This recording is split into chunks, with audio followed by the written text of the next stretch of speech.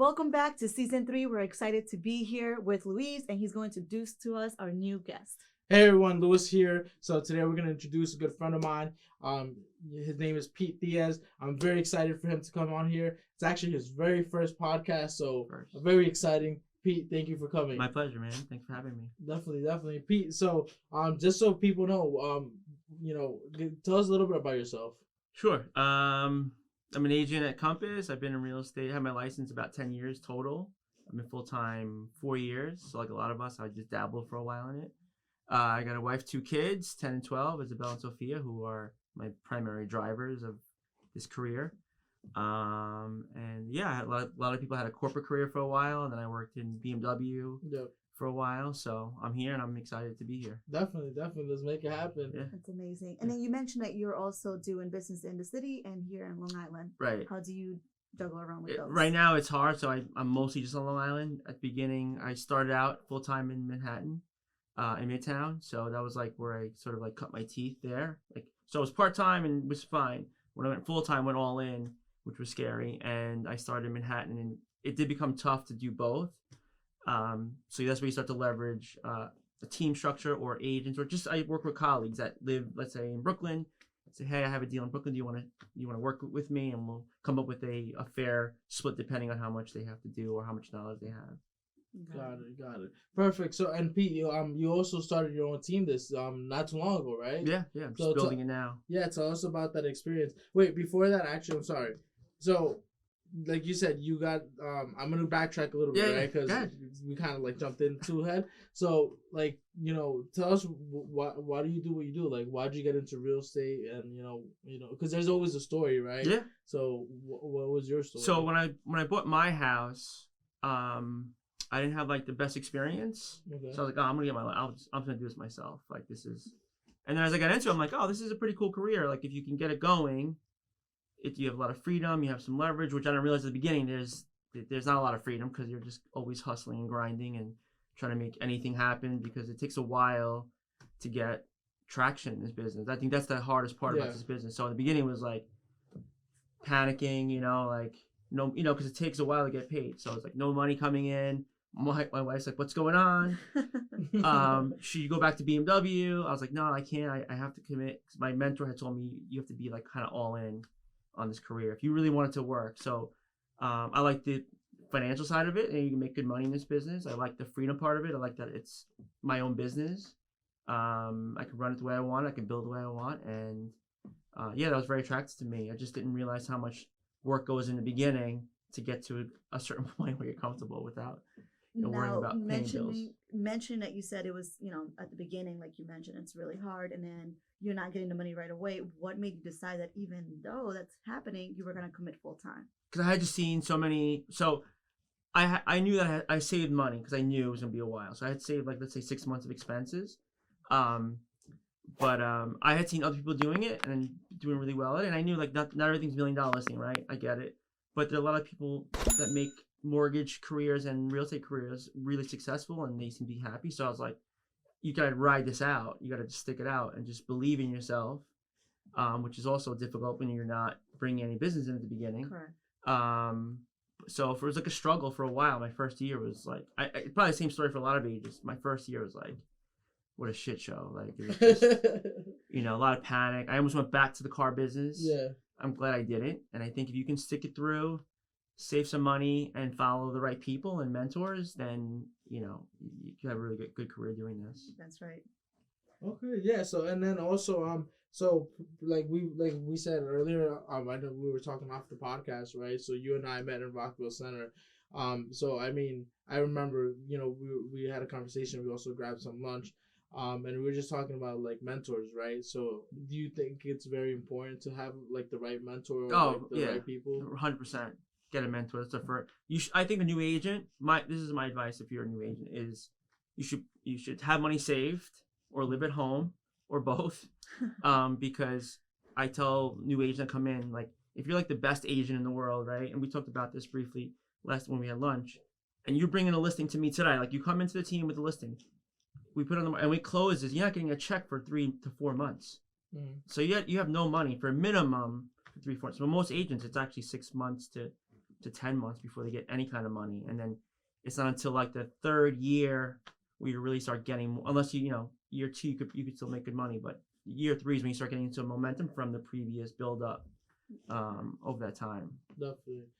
Yeah, I do remember that. So, but like, what should people look for in a mentor? Yeah, right. So, someone who's doing well at the business, someone who's an open book. Like I'm an open book, so I don't mind sharing. There's no secrets. It's, the world is abundant. There's no reason to hide my homework from you. Like, let me tell you how I did it. So, in a mentor is someone who's going to be open to helping you, coaching you, advising you, and gives you time instead of just giving you like, okay, go sell some houses and I'll get a cut of it.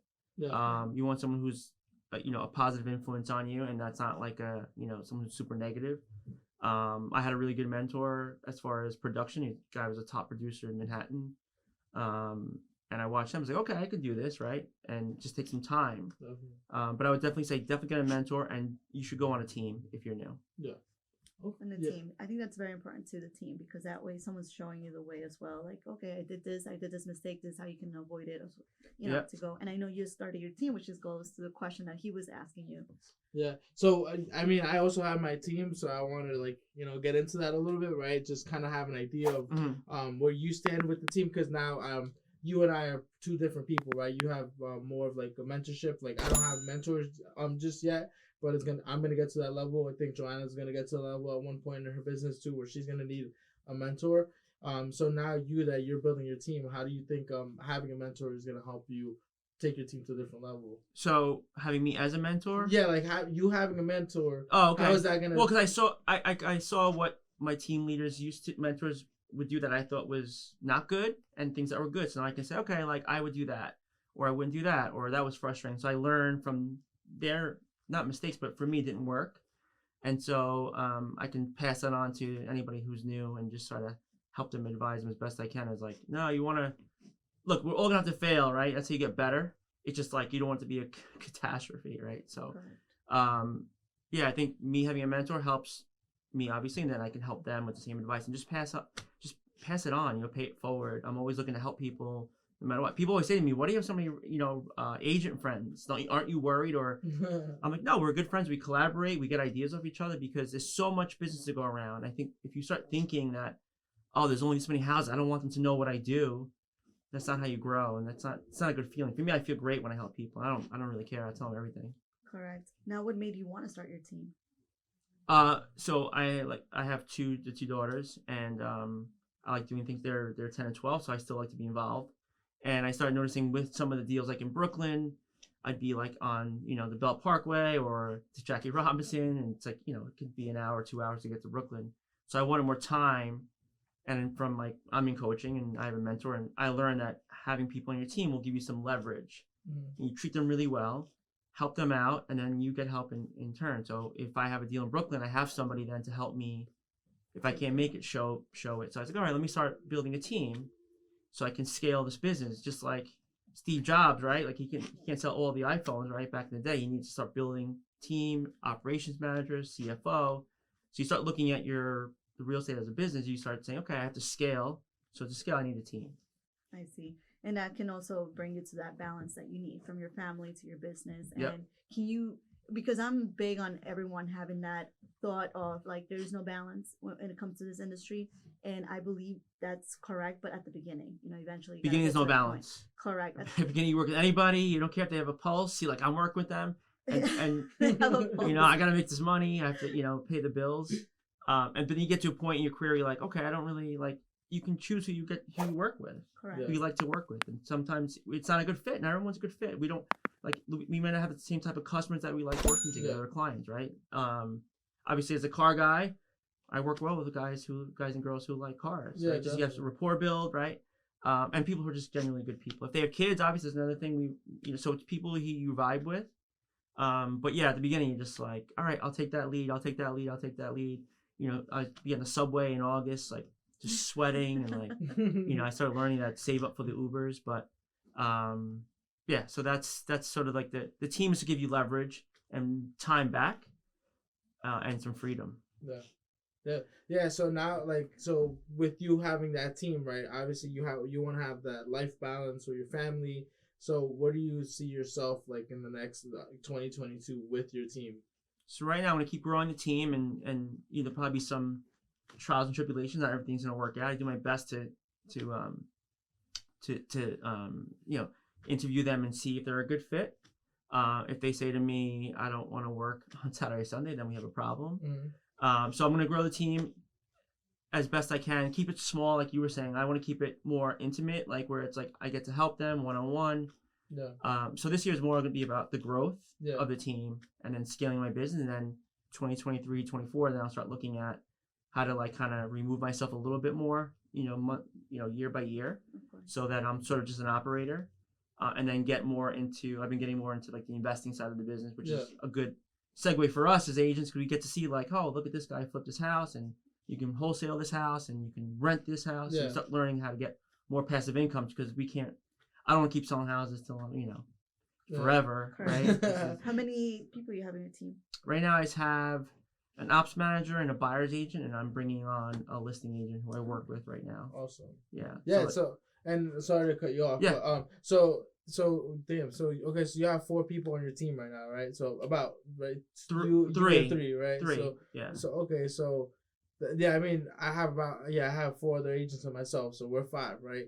So pretty much like I think like the hardest challenging like having a team, it's like giving the proper training or like giving them the correct tools, right? So if you don't mind, just like walk us through like what do you look for in like the people that you hire and as your like buyer's agent, your listing agents, like, and what are some of the qualities that you look for? Sure, good question. So for any agent really. I started breaking it down, buyer versus seller agent, but right now, let's say, just for these purposes, just someone who's like open to being critiqued, open to suggestions, not even critiquing, really just suggestions on how they can best run their own little business. My goal is to get them all off of my team. It's not that they have to rely on me forever. I want to help them grow, and if they want to leave, they have that option. That's what every team leader should do. Is they should be able to I'm ready to go on my own. Or I like working with Pete so much that I want to help, I want to stay on his team and work together. So someone who's open to crazy hours, obviously, weekends, again, people who say they can't work weekends, it's tough in the beginning, unless you're like in a commercial real estate, which is a little bit different.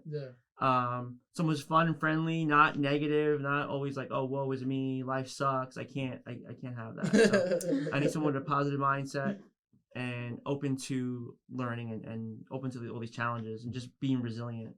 Amazing. What kind of training do you offer your team? So right now we at my company, we give them there's different platforms. Obviously, I think they're great, but it's sort of the old analogy of drinking out of a fire hose. There's so much. So I put them on like some basic stuff, like we call them flight plans. So like first thing you should do is get your Excel spreadsheet and start putting names in. Start with mom and dad and work your way from there. And start building a database, because that's a really important part of our business, having referrals, is to creating a really solid database. So the first thing I just really go over database, and then social media. I go over sort of like posting and how it works for me, stories, and I should be posting more per my coach. Like I should be posting, let's say 3 times a week. So I give them like non-formal training just for me, but for the other things, it's all about building your database and then tagging your data. Because that's like the base of the whole, right? If you want a dry cleaner, you have no customers, you're gonna go out of business. Right. So you have to build a customer base, and that's how you start out. And start the marketing. Some of them are like I said, we're small right now. So one girl, she's not really a big she still has a full-time job. Yeah. She's saving to come to real estate full-time, and she's maybe not as aggressive right now, but she'll get more comfortable, maybe doing expires or FSBOs. Yeah. But for now, I'm just having her just hone in on her database, share information, become the expert. And also I teach them to act be who you need to be the person that you want to be. Just because you didn't start yet doesn't mean you can't portray the image that you are, because people see that confidence, like, oh, okay, I should work with her, right? I should work with Joanne or Luis. Yeah. Even if you knew, they may not even know. That's right. So I teach them a lot of that sort of feeling. Yeah, no, and I also remember one advice that you gave me was like the social media, like to put like right now I'm doing like a lot of like the professional media, but also like I like how you do like the personal videos. So I don't know if you, John, if you got a chance to peek. But so the way that you do your videos is like more of you just like driving in the car, like something that just literally happened to you like 2 seconds ago. So, you know, and then I kind of like, I see like you get so much traction from that. So do you get like any business from that? Yeah, I do all the time. Yeah, a lot of business that Some way. people feel like they can relate to you, know you more, and you're not just a salesperson, Correct. Or just that person or Pete. They actually know. Oh wait, this is how Pete. If you're just like just listen, just sold, just listen, just sold. At some point, two things: A, on the social platforms, if people are interacting with it, it just gets drowned out. They want to see that you're a human being, right? They want to see that you are fallible, that shit happens, deals fall apart. We're humans, right? I have arguments with my daughters. Like, you're a human being. So if people can relate to you, then it's authentic. It's good to be authentic. I like doing a little bit of both, right? Something more formal as far as video goes, but be like your authentic self and attract who you want to attract. Yeah, they don't want to worry about everybody else. Correct. They don't want to feel like they're like communicating with a company or communicating with some kind of brand. Even though you are your own brand, they want to feel like they're communicating with a person, with someone that like could relate to them. That they have the kids, like you said, had a bad day today, probably got into the potholes. Just like flat tire, because then that also reflects on your business too, because what if you had like a bad day, like you had like a flat tire, like I can't represent that way to my client, like I can't be like, no, like I can't show you the house because I had a flat tire, like I can't take that out on them, because I missed to see the pothole. But like there's just so many things, and I feel like us as like team leaders, Joanna has her own team as well that she's building in the lending side. So I think it's very important, like for anyone trying to get into like a team or have a team, just to kind of like be part of it and just like go with it, because sometimes like I feel like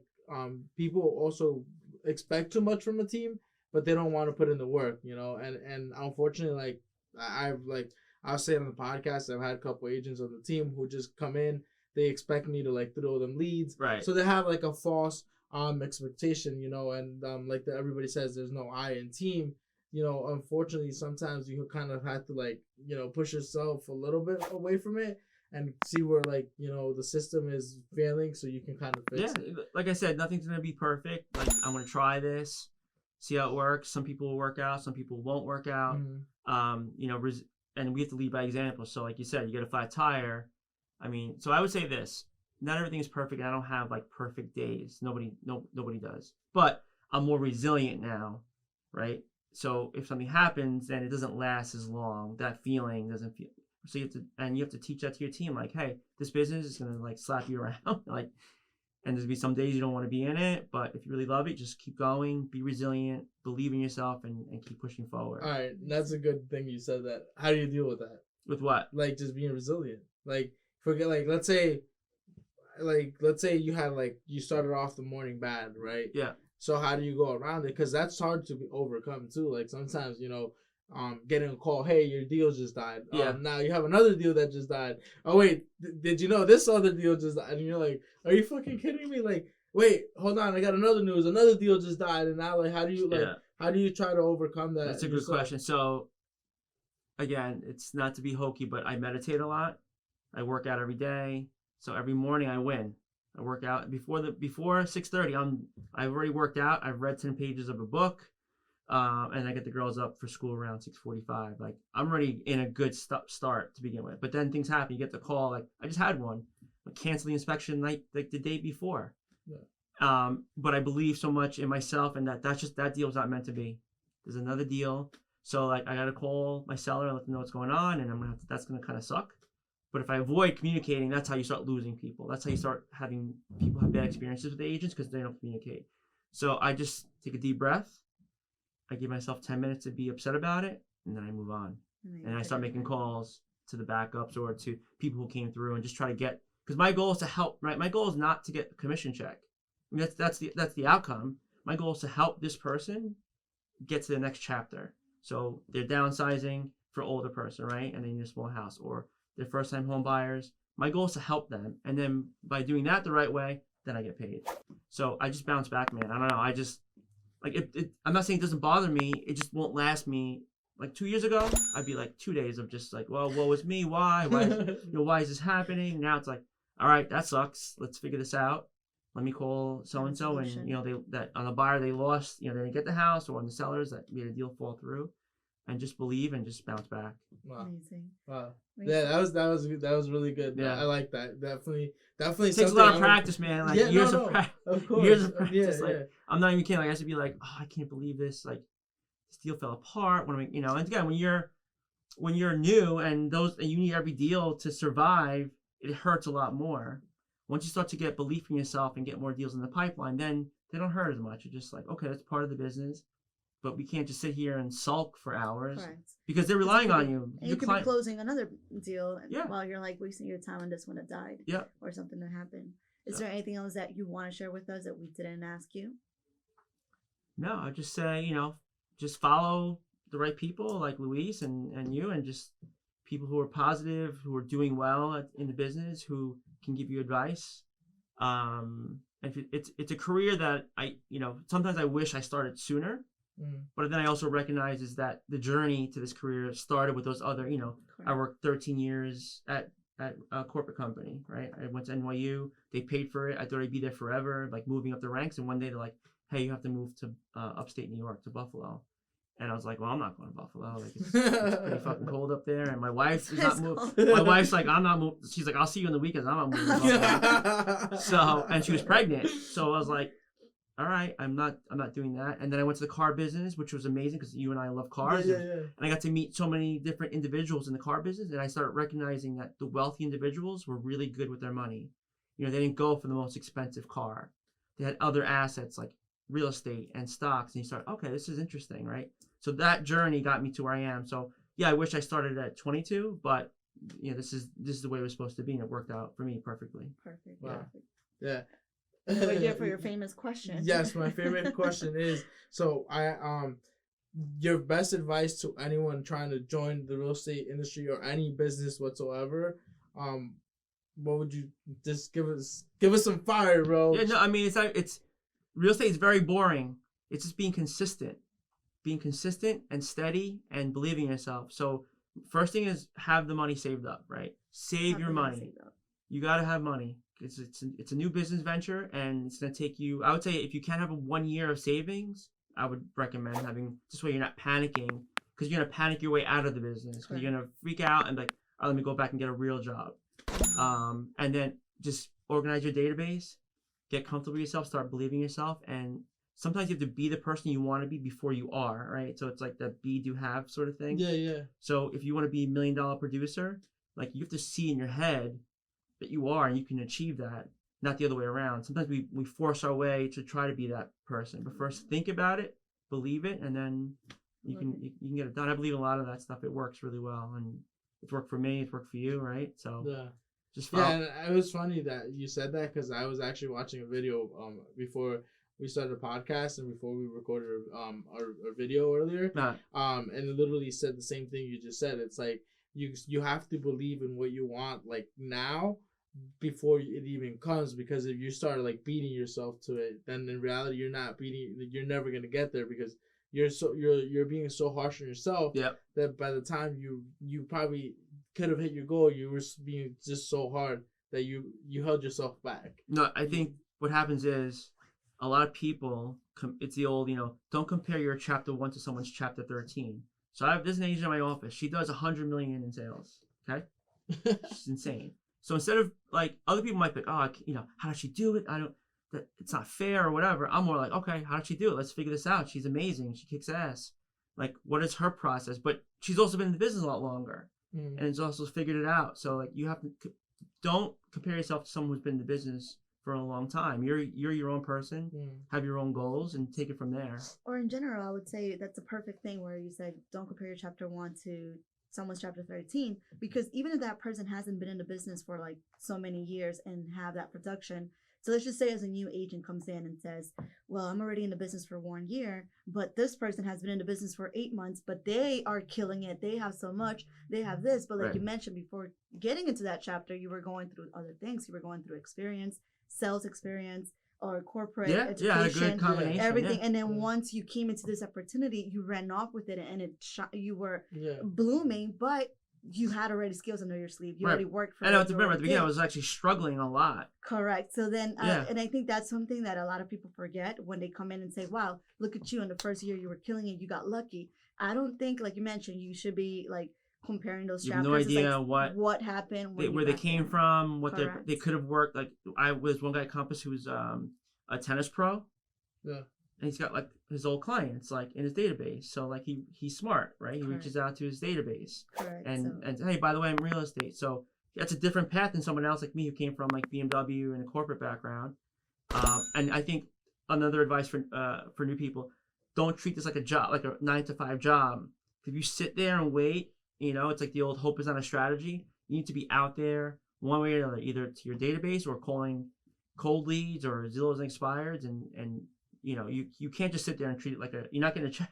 And you're not going to get a check for a long time if you go in with that attitude. But yeah, you can't compare because everyone has their own path. And if I say, well, do you like what are you going to call? That guy cold calls. I have a guy who used to cold call all day long. Yeah. And I said, do you want to do that? No. Okay, then you can't compare yourself to him because he has a different strategy. Correct. What about this person who sends cards to their database?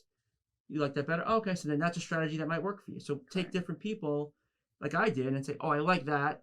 I'm comfortable with it. I'm going to go with that route. And some people might go a cold calling route. And there's different ways to work this business. Perfect. So just find the way that works for you, pretty much. Yeah. That's right. Wow. Yeah. What makes you?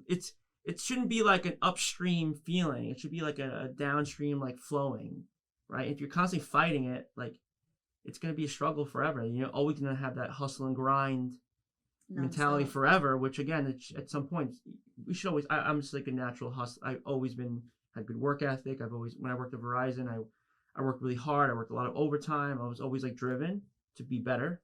But I don't know. I went on a tangent, but I don't know. Love it. That's the whole purpose of this, and I hope that, and I know for a fact that everything you have to say can help someone out there that probably is thinking, okay, what can I do? What should I look for? And the mentorship is very important. Yeah. And also, as you mentioned, or following someone that it's doing something already. Yeah. So we thank you so much for this episode. If there's something again that you need to share that we didn't touch, let us know. No, you guys did great. I love it. Yeah, and one more last question. I know you gotta go. So, what books should we read? Because I know that you're a person who loves reading books, and right now I'm reading the greatest OG Mendingo, the greatest salesman in the world. Mm-hmm. It's got these different scrolls, and a lot of it's not just about sales; it pertains to life. So right now I'm finishing that up, and then also reading The Go Giver. Okay. So that's a 2 right now. I'm not good at. I have ADHD, so that's why I can only do 10 pages per day. If we do 10 pages per day, that's right. Compounding, that's 300 a month. That's a book a month. Mm. So I think sometimes we're like, oh my God, this book. Now I started realizing, okay, I'm going to do 10 today. I do 10 this morning. I'll do 10 tomorrow. I might squeeze in another 10 pages. And before you know it, I'm reading 12 books a year. That can work for you. Oh, wow, yeah. Don't like No, reading. No, he's like me. Yeah, I he's hate like, reading, bro. I know, so do I. And it's like, literally like, I'll be reading and like, oh, I need to take my phone. I constantly give him the book and nothing. I remember once we're in the airplane. So I put the phone away now. I have to learn. Like I'm teaching my kids same thing. Like put the phone down. We're too attached to it. Correct. And we know on social media not everything that you see is accurate. Yeah. That's right. Which is why I try to be as authentic as I can. Definitely. Yep. Definitely. Well, Pete, we appreciate you for coming on. I think a lot of people are gonna, appreciate this episode as much as we did. And we can't wait to release it, man. Awesome, man. Thanks for having me, guys. Sounds good. We'll see everyone on the next one. Thank you.